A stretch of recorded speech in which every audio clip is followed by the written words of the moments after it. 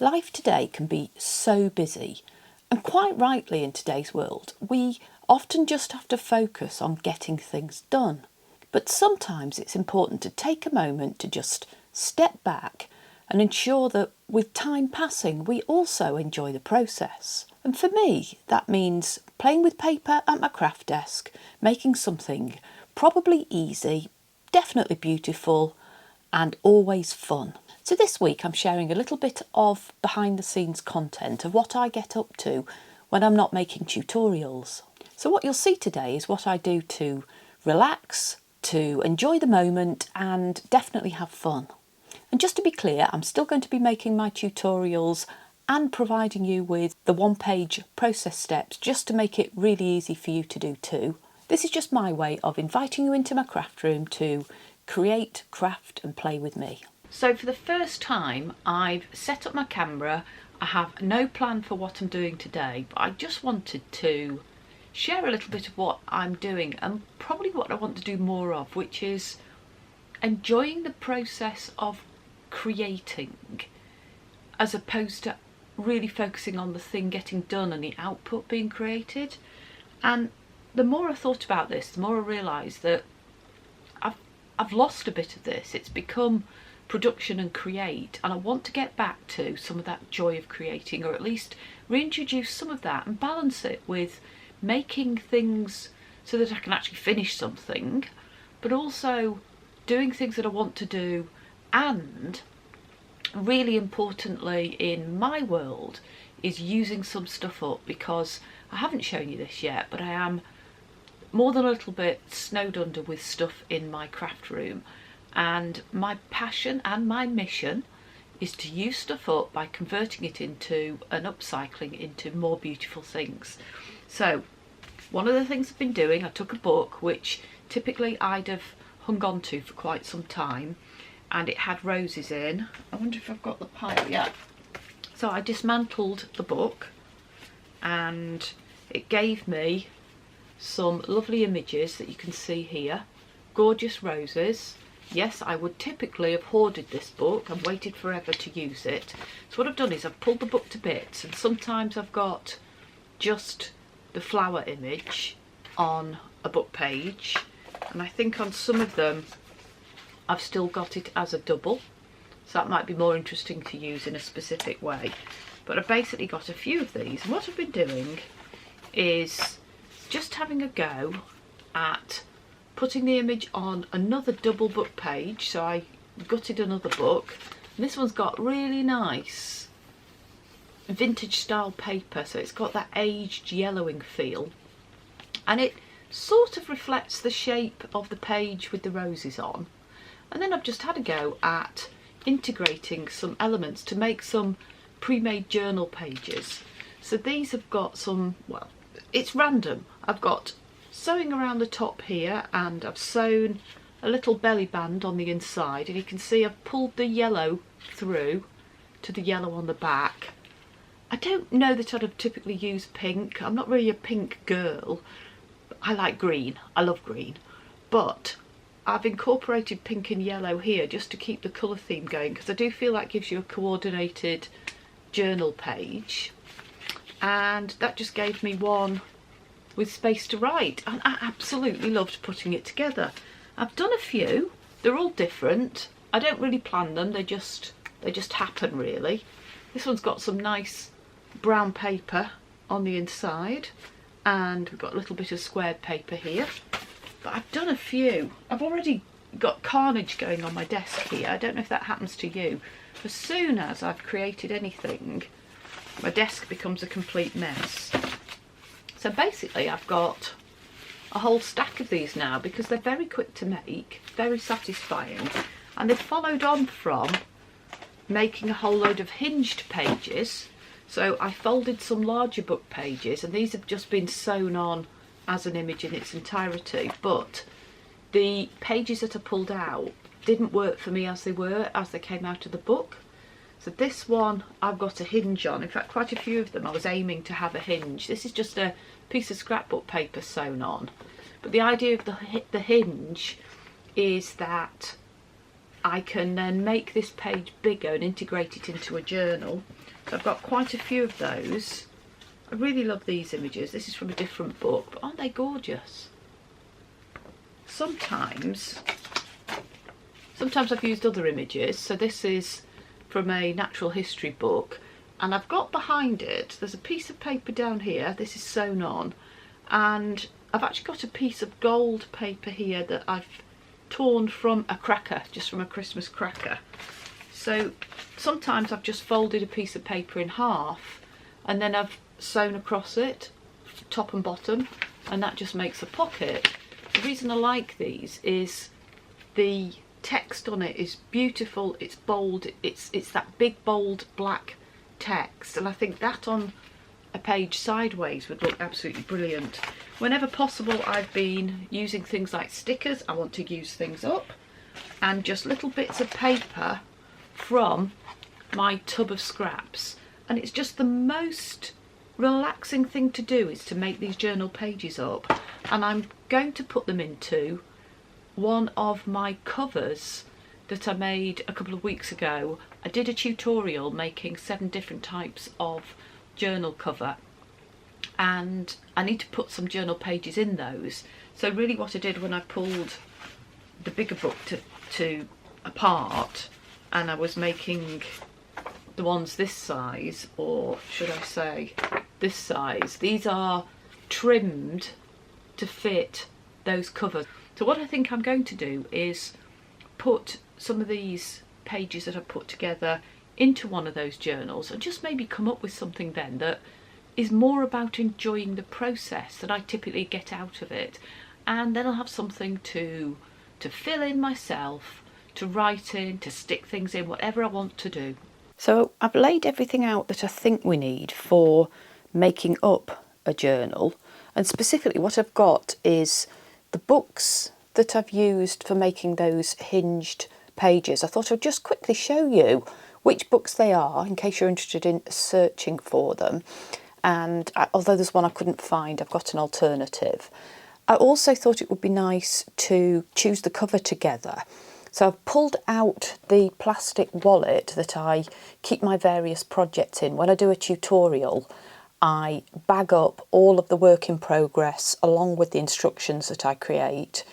So we've got a whole bundle of things to choose from in here.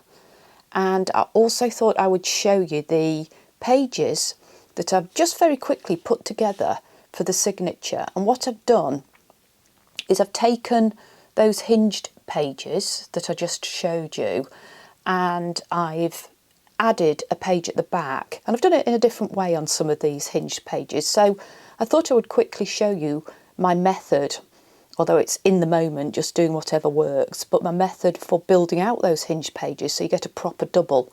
So why don't we just quickly look at those books first? I think they're absolutely beautiful, and then we'll make up the journal. So the roses came from this one. I hadn't seen this before, but I do think it's a beautiful book, and I don't know if you can see, I've taken quite a few pages out already, but I've got lots from it. In fact, you can see I've got all of these, and I've got lots more to come. So you can make them into gorgeous flip outs. I just think they're stunning colours. Possibly don't want to do a journal entirely with just roses, but maybe you do, maybe that's what you like. Oh, I've got a little charm and dangle on that one. So the book is, do I have an ISBN? I don't know if I've pulled that out. So it's called Classic Roses, A Concise Guide in Colour. And if I just do a quick flip through, you can see how there are lots and lots of these single pages. That looks less like a rose, with all sorts of stunning drawn images, which is what I like. They're matte book pages, and they are just absolutely gorgeous. Gorgeous, isn't it?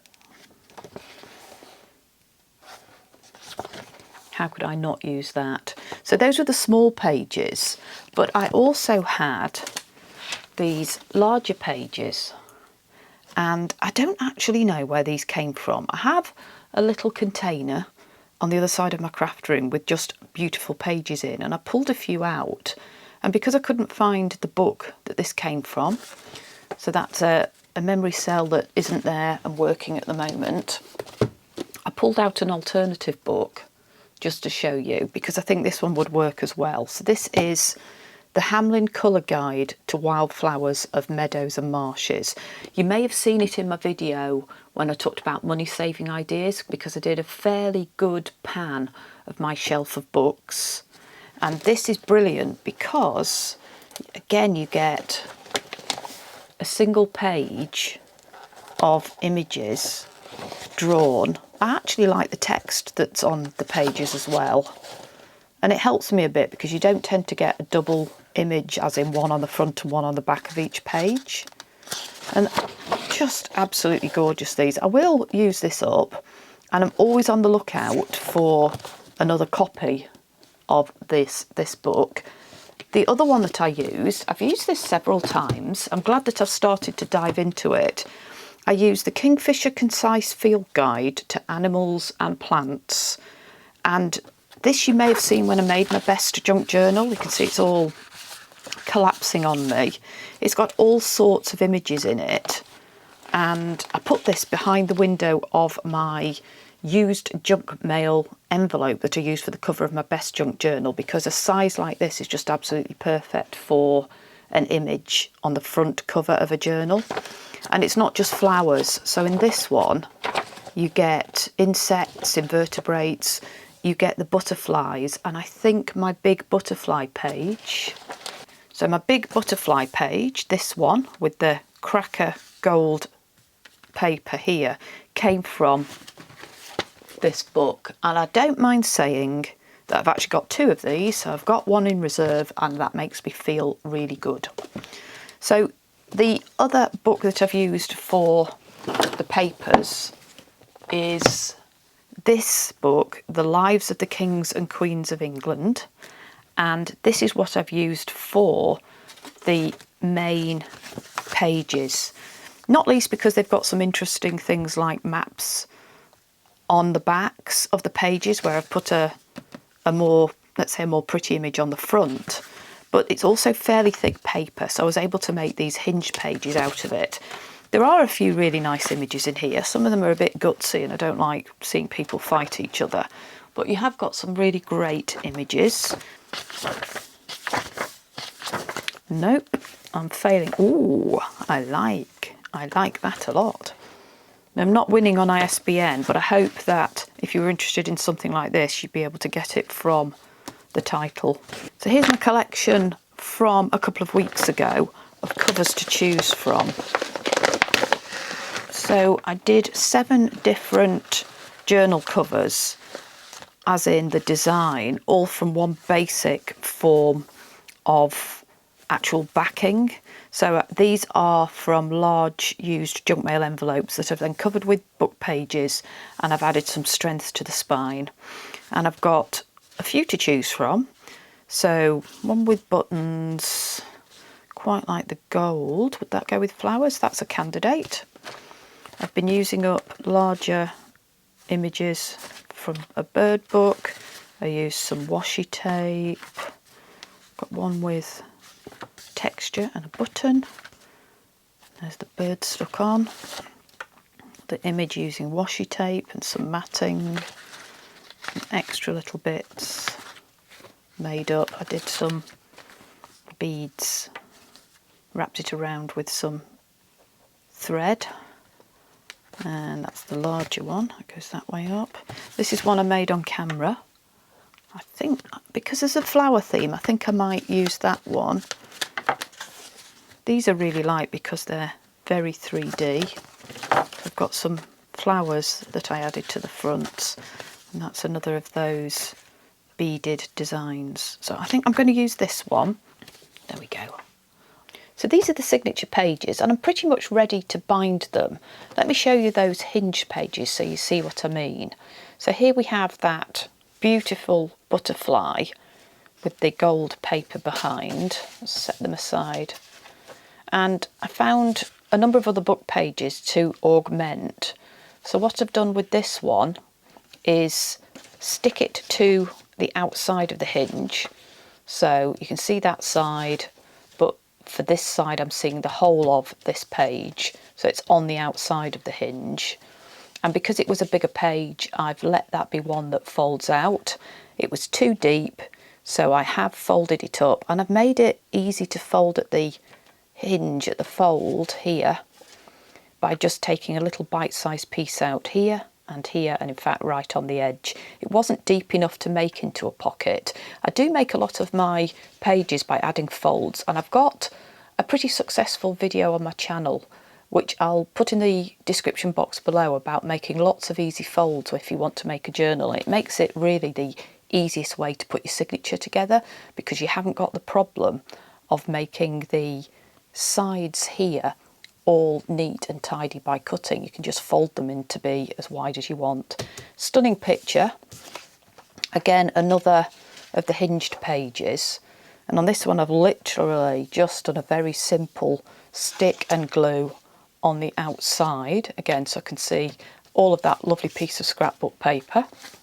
So that's a very simple approach. On this one, the image on the hinged page is on the back. And what have we done? We've got a page glued to the front, and it's on the outside of the hinge, and any spare from that glued page I've glued up because that gives it strength. So I like doing it that way. I've got that pocket that I made by just sewing up and down the top and bottom, and I said I really loved the font, so that I have glued to a folded page. I've been hoarding this one for some time, and I've made it the right hand side of my centre page, so I get to see all of this beautiful image, and I still see the beautiful font. But when you get to the outside of that page, this will be a pocket, so that's really interesting. Just got a piece of green paper, and the others are really basic pages, so book page. I've got some nice ledger paper here. I've got another page I've hoarded, which I've turned into a pocket. So I've got a pocket down here and down here, and I've folded this in a way where I had to make a compromise because it's got an image on the back and on the front, and rather than hack into by folding both of the images, I made the decision that I would let one of the images be the priority, and I folded so that all of that image is visible. If I'd folded this in the middle, so down here, it would have really limited what you get to see of this image, although I might have seen a bit more of this one on one page. So sometimes you've got to compromise, particularly when you've got really nice pages with images on the front and back. I've glued down the sides, and it means I've got a pocket here and a pocket on the outside, and it's obviously not symmetrical, but that's fine, and this is big enough for me for a page in its own right. I've just got some remainder of the scrapbook page that I used. I've folded that into a pocket. An interesting page from a book. It had a face on it. I really liked that. Space to write. And that's just pages out of that book that fell. Why don't I just put this together and then we can see what we've got.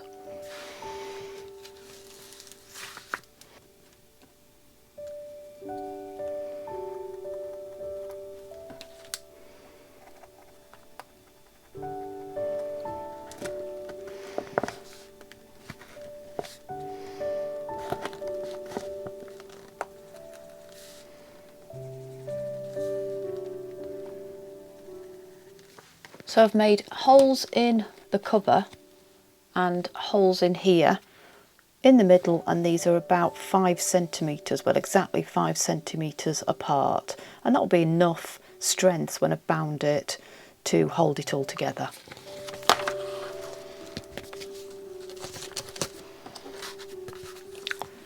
I have to say it feels really nice pulling the string through a spine that's got fabric covered on it, not just paper. It feels different and it feels stronger. I really like this design.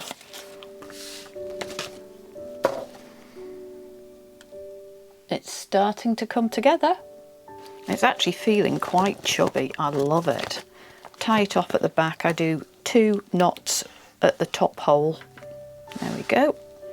And a little bow. I really, really like it. If you've enjoyed this video and you have that passion for playing with paper and making beautiful things, then I would love it if you would subscribe if you haven't already. Let me know what other things you'd like to do in this craft room and we can play together. And I really, really hope to see you soon.